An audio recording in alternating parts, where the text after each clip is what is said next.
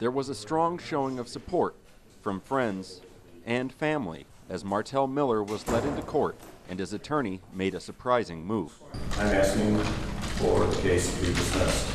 The defense argued they hadn't received recordings of police interviews with the victim and of a phone call between the police and the victim. We're concerned about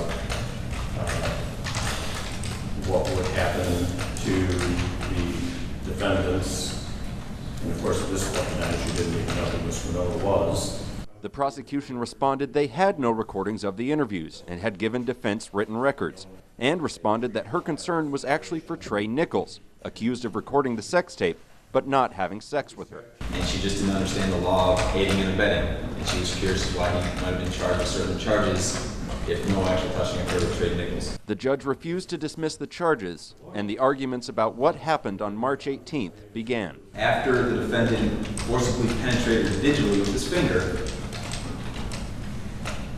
he said, okay, now perform oral sex on me. She said, no, I want to go home, delete the videos, I want to go home. But the defense argued that Miller had no knowledge of the threats and simply arrived on scene seeing the girl having sex with two of the others. It's conceivable that he simply thought, you know, this is a love fest. The judge disagreed and ruled that Miller would face the extortion charge, among others.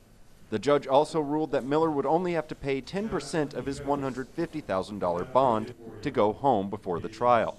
As Miller was led away, he turned to his family and said, I love you. Love you, Martell.